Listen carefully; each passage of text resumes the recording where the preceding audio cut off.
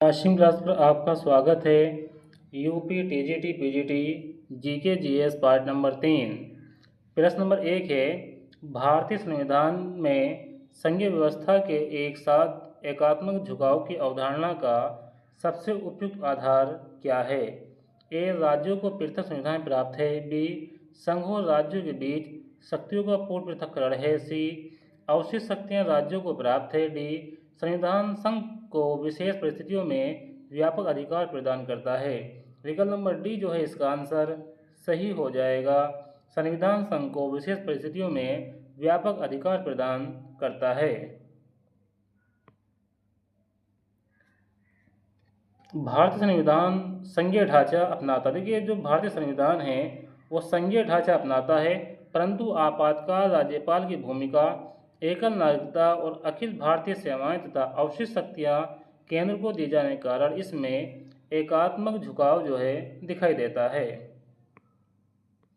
प्रश्न नंबर 2, यदि पृथ्वी अपनी धुरी पर घूमना बंद कर दें तो निम्नलिखित में से कौन सा प्रभाव सबसे पहले स्पष्ट रूप से दिखाई देगा? ए, ऋतु का समाप्त होना। बी, दिन और रात की अवधि लगभग 6 माह हो जाना। सी, दिन रात का सामान्य चक्र समाप्त हो जाना। डी, महासागरीय धाराओं का पूर्णतः रुक जाना। विकल्प नंबर सी इसका आंसर सही हो जाएगा, दिन रात का सामान्य चक्र समाप्त हो जाना। पृथ्वी का घूर्णन ही दिन रात का कारण है। दिन रात जो होता है वो पृथ्वी के घूमने कारण ही होता है। यदि घूर्णन बंद हो जाए तो सबसे पहले सामान्य दिन रात चक्र समाप्त होगा। ऋतु पृथ्वी के परिक्रमण और अक्षीय झुकाव से संबंधित है। ऋतु जो होती हैं वो पृथ्वी के परिक्रमण और अक्षीय झुकाव से जो है संबंधित होती है। लेकिन दिन रात जो होता है, जो पृथ्वी का घूर्णन होता है, पृथ्वी का रोटेशन जो होता है, उसी के कारण जो है दिन रात होते हैं। प्रश्न नंबर 3, निम्नलिखित में से कौन सी नदी प्रणाली पूर्ववर्ती अफवाह का उत्कृष्ट उदाहरण मानी जाती है? ए, नर्मदा। बी, गोदावरी। सी, ब्रह्मपुत्री। डी, लूनी। विकल्प नंबर सी इसका आंसर जो है सही हो जाएगा, ब्रह्मपुत्री। ब्रह्मपुत्र नदी हिमालय के उत्थान से पहले अस्तित्व में थी और पर्वत को उठने के बाद अपना मार्ग बनाए रखती है, इसलिए ये पूर्ववर्ती अफवाह का प्रमुख उदाहरण है।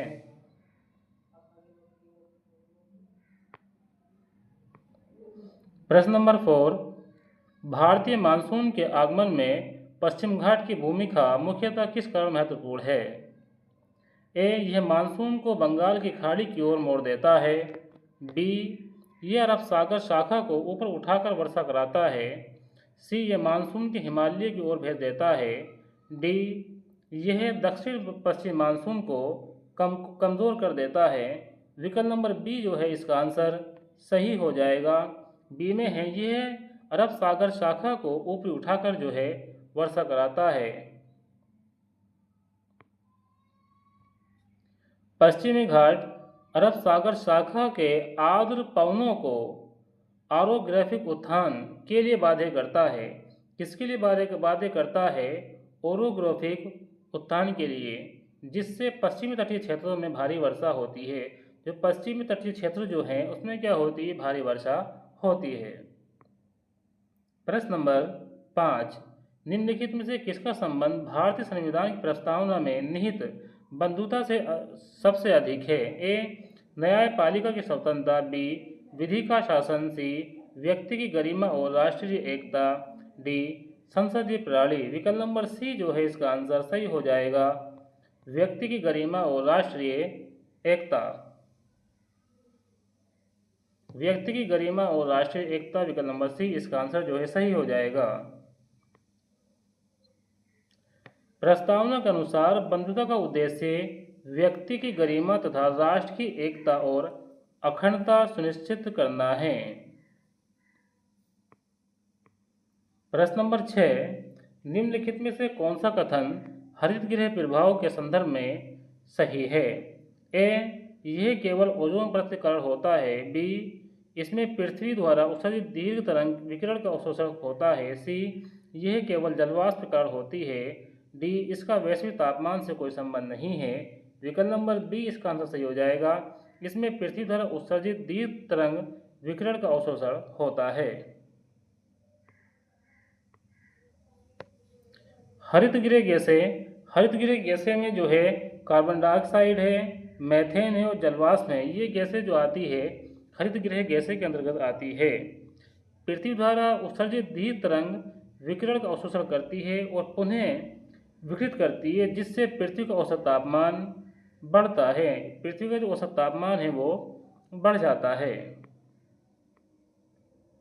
प्रश्न नंबर 7, भारतीय संविधान के अनुसार समवर्ती सूची में किसी विषय पर केंद्र और राज्य दोनों कानून बना सकते हैं। टकराव की स्थिति में सामान्यतः कौन सा कानून प्रभावी होगा? ए राज्य का कानून, बी पंचायत का कानून, सी केंद्र का कानून, डी राज्यपाल का आदेश। विकल्प नंबर सी जो इसका आंसर सही हो जाएगा, केंद्र का कानून। अनुच्छेद 254 के अनुसार समवर्ती सूची के विषयों पर केंद्र और राज्य के कानून में असंगति होने पर सामान्यतः संसद द्वारा बनाया गया कानून प्रभावी होता है। कौन सा कानून? संसद द्वारा बनाया गया कानून प्रभावी होता है जब तक कि राष्ट्रपति की स्वीकृति प्राप्त राज्य कानून विशेष रूप से लागू न हो। प्रश्न नंबर 8, निम्नलिखित में से कौन सा युग्म सही सुमेलित है? ए लेटराइट मृदा, अद्वितीय निक्षेपण वाली नदी घाटियाँ, बी काली मृदा, बेसाल्टिक शैलों का अपक्षय, सी जलोढ़ मृदा, ग्रेनाइट का अपक्षय, डी लाल मृदा, चूना पत्थर का अपक्षय। विकल्प नंबर बी इसका आंसर सही हो जाएगा, काली मृदा, बेसाल्टिक शैलों का अपक्षय।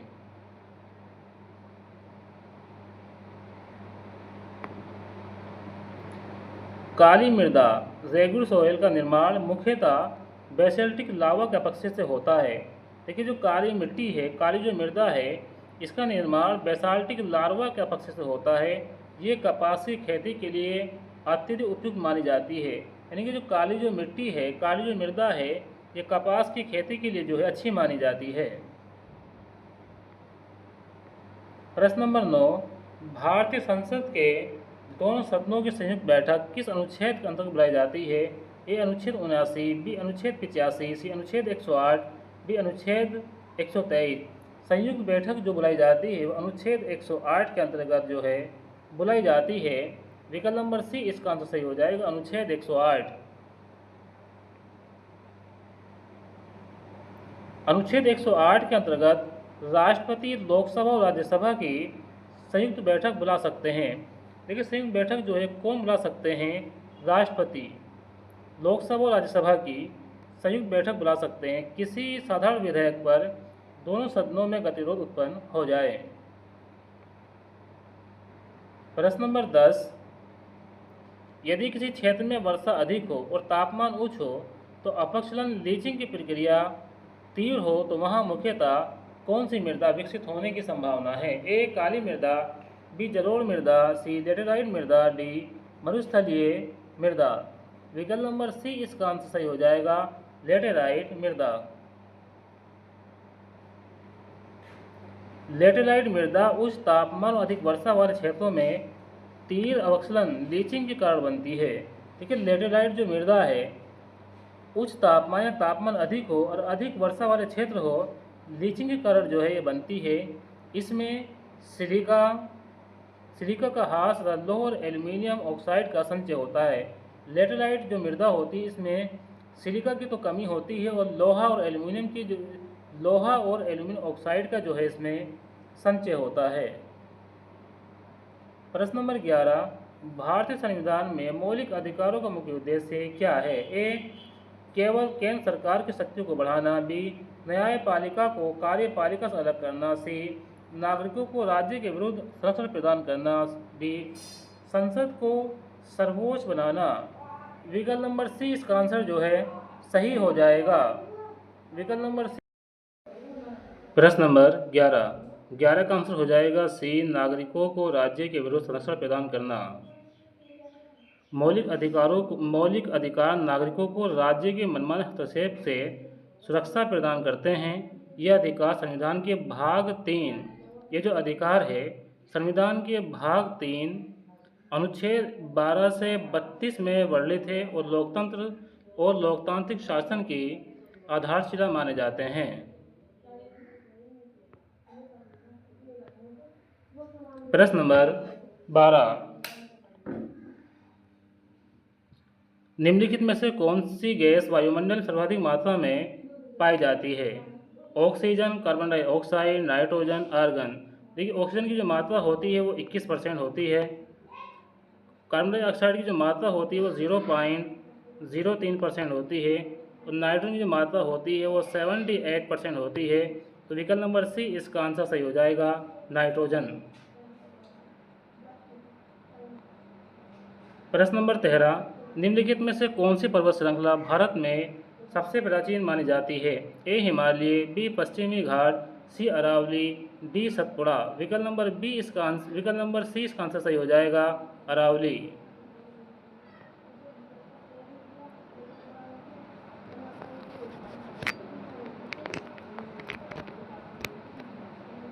अरावली पर्वतमाला भारत की सबसे प्राचीन पर्वत श्रृंखला मानी जाती है। इसका निर्माण प्री कैम्ब्रियन काल में हुआ था और ये अत्यधिक अपर्दित पर्वत है।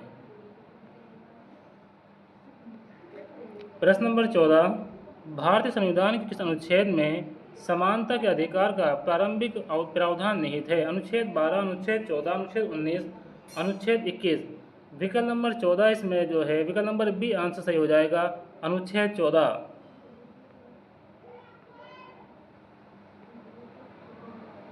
प्रश्न नंबर 15, निम्नलिखित में से कौन सा कारक भारतीय मानसून तीव्रता को सर्वाधिक प्रभावित करता है? ए भूमध्य रेखा की स्थिति, बी एल नीनो और दक्षिणी दोलन, सी पृथ्वी का घूर्णन, डी ज्वार भाटा। विकल्प नंबर बी इसका आंसर सही हो जाएगा, एल नीनो और दक्षिणी दोलन। ENSO, इसकी फुल फॉर्म हो जाएगी एल नीनो साउथर्न ओसिलेशन। भारतीय मानसून तीव्रता को प्रभावित करने वाला प्रमुख वैश्विक कारक है। एल नीनो की स्थिति में भारत में सामान्यतः वर्षा कम हो सकती है। प्रश्न नंबर 16, निम्नलिखित में से किस प्रकार की मृदा में चूना, पोटास तथा मैग्नीशियम अपेक्षाकृत अधिक पाया जाता है? ए लाल मृदा, बी जलोढ़ मृदा, सी काली मृदा, डी लेटराइट मृदा। विकल्प नंबर सी जो है इसका आंसर सही हो जाएगा, काली मृदा।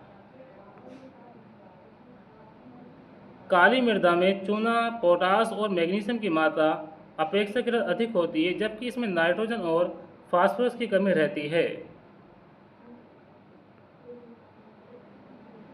संविधान के अनुसार भारत में आपातकाल की घोषणा करने का अधिकार किसे प्राप्त है?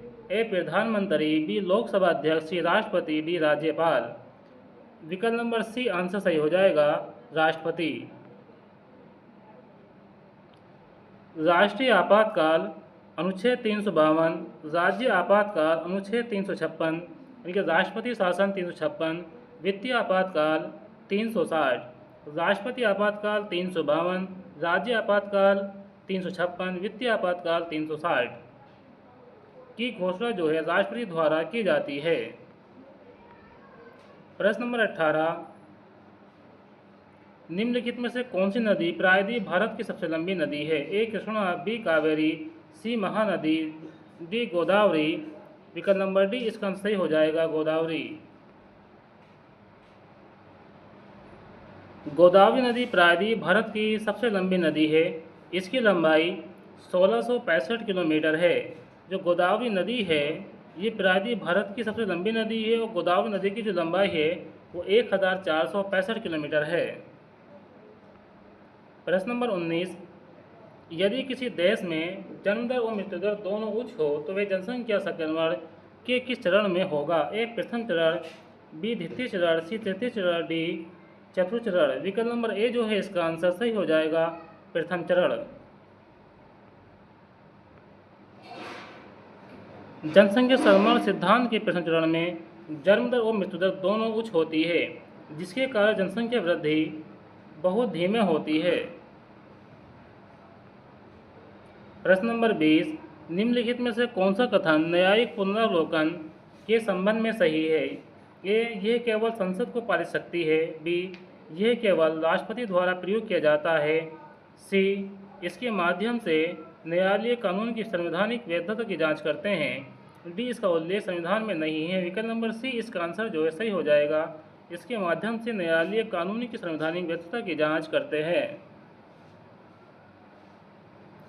न्यायिक पुनर्वलोकन के माध्यम से उच्च न्यायालय और सर्वोच्च न्यायालय यहाँ जांच करते हैं कि कोई कानून या कार्यपालिका का आदेश संविधान के अनुरूप है या नहीं।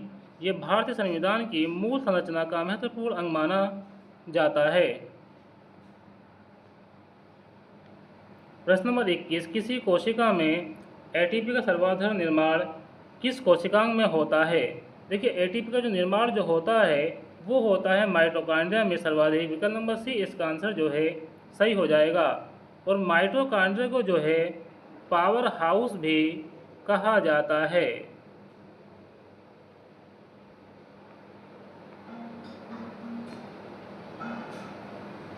प्रश्न नंबर 22, डीएनए प्रतिकृति डीएनए रेप्लिकेशन के अर्धसंरक्षी सेमी कंजर्वेटिव प्रकृति का प्रमाण किस वैज्ञानिक प्रयोग से मिला है? ए, हर्शी एवं चैन, बी, मेसेल्सन एवं स्टाल, सी, वाटसन एवं क्रेग, डी, ग्रिफिथ। विकल्प नंबर बी इसका आंसर जो है सही हो जाएगा, मेसेल्सन एवं स्टाल। मेसेल्सन स्टाल 1958 प्रयोग ने सिद्ध किया कि डीएनए प्रतिकृति अर्धसंरक्षी होती है। तो ये किन्होंने दिया था? ये बताया था मेसेल्सन स्टाल ने। कब बताया था? 1958 में। अर्थात प्रत्येक डीएनए श्रृंखला में एक पुरानी और नई श्रृंखला होती है। प्रश्न नंबर 23, यदि किसी चालक का प्रतिरोध स्थिर रहे और उसके सिर पर विभवांतर दोगुना कर दिया जाए तो धारा का मान क्या होगा? देखिए, V बराबर जो होता है वो IR होता है। अब इसमें जो है प्रतिरोध क्या कर दिया जाए? प्रतिरोध को स्थिर कर दिया जाए और विभवांतर का मान जो है दुगना कर दिया जाए। V होता है अनुपाती I के, यानी कि विभवांतर बढ़ेगा तो धारा भी बढ़ेगी, विभवांतर दुगना होगा धारा भी दुगनी होगी। तो विकल्प नंबर सी इसका आंसर जो सही हो जाएगा, दुगना हो जाएगा। विकल्प नंबर सी इसका आंसर जो है हो जाएगा, दुगना हो जाएगा। इसका आंसर हो जाएगा विकल्प नंबर सी, दुगना हो जाएगा।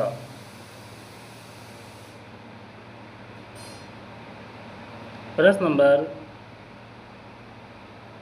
24, निम्नलिखित में से कौन सा उपकरण एसी और डीसी में परिवर्तित करने के लिए प्रयुक्त होता है? ए, ट्रांसफार्मर, बी, जनरेटर, सी, रेक्टिफायर, डी, इंडक्टर, प्रेरक। विकल्प नंबर सी इसका आंसर सही हो जाएगा, रेक्टिफायर।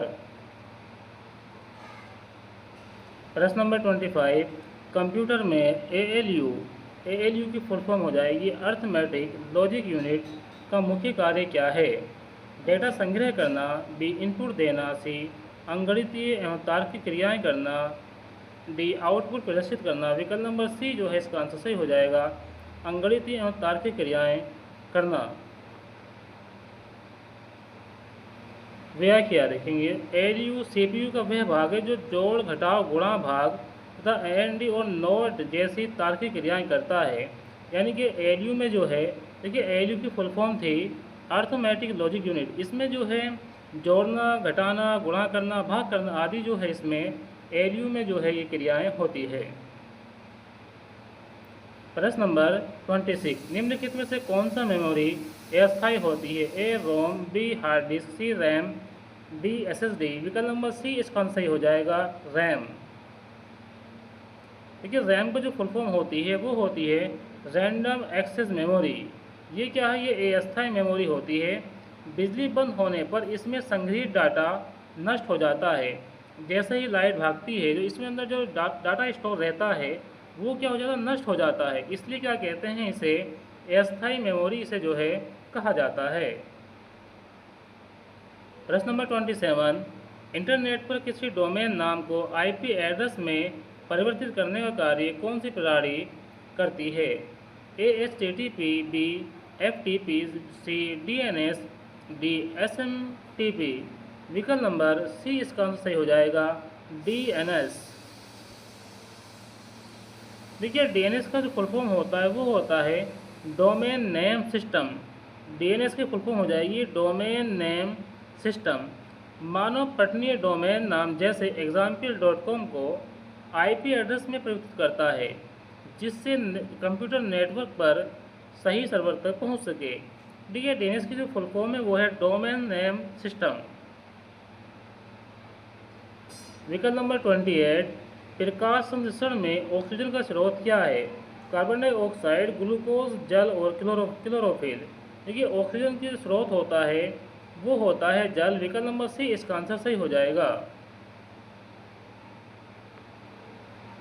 प्रश्न नंबर 29, निम्नलिखित में से कौन सा डेटा संरचना डेटा स्ट्रक्चर फीफो सिद्धांत का पालन करता है? A stack, B tree, C queue, D graph. विकल्प नंबर सी आंसर सही हो जाएगा क्यू।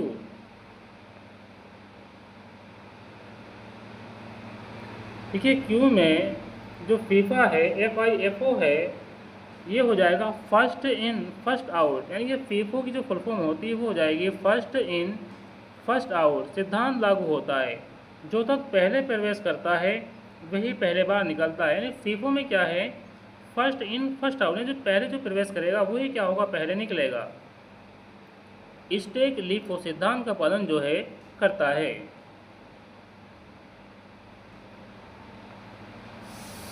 प्रश्न नंबर 23, यदि किसी एल्गोरिदम के समय जटिलता है, निम्न से कौन सा एल्गोरिदम इसका सर्वोत्तम उदाहरण है? A linear search, B bubble sort, C binary search, D selection sort. विकल्प नंबर सी जो है आंसर सही हो जाएगा बाइनरी सर्च।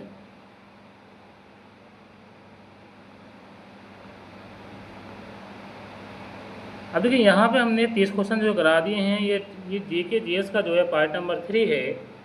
ये जो जीके जीएस की सीरीज़ है ये आपको मिलती रहेगी, और जो है टीजीटी बायोलॉजी की जो प्रीवियस क्वेश्चन हैं वो भी आपको जो इस चैनल पे जो है मिलते रहेंगे। इसलिए वीडियो को लाइक करें, अपने दोस्तों में शेयर करें और चैनल को सब्सक्राइब करना ना भूलें, ताकि आपको जो है PYQ क्वेश्चन और जीके जीएस की सीरीज़ जो है आपको मिलती रहे। मिलते हैं नेक्स्ट वीडियो में। Thanks for watching this video.